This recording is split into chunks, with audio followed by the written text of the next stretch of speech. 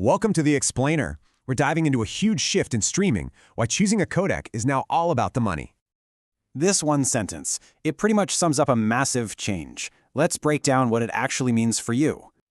Think back to the H.264 days. Things were way simpler. It was a tech decision, easily undone by engineers. But now, we've gone from that simple tech choice to a major business decision with real financial and legal risk. So what's the biggest change? Patent pools are now demanding royalties on the content you actually stream. This is new. And yeah, polls like Avanci and Access Advance are going after the big ones, HEVC, VVC, AV1, and even VP9. Access Advance even published its rate card, so the potential cost, it's right there in black and white. And it's not just the patent pools. Individual patent owners are cutting deals with the big streaming players, setting a precedent. You can see how this all ramped up, right? It all leads to that huge Nokia-Amazon agreement in March 2025. Look, when a giant like Amazon decides to settle, that sends a message. These royalty claims are a serious business reality. So what does this new reality mean? It means your legal and accounting teams are suddenly very interested in codec choices. Yeah, there's this accounting rule: if a future royalty is likely and you can estimate it, you have to book it.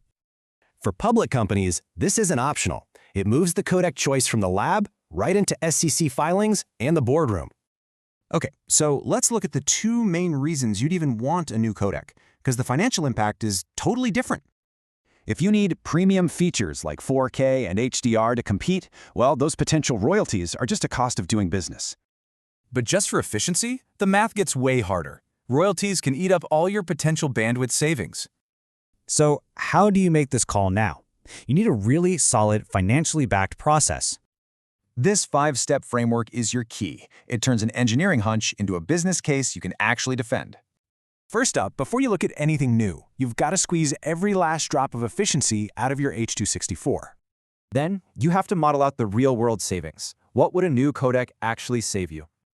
Next, you've got to list all the new costs: encoding, storage, testing, and, yep, those potential royalties.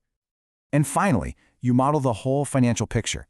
This shows legal and finance the true bottom-line impact. The goal here? To get engineering, legal, and finance all speaking the same language, the language of capital.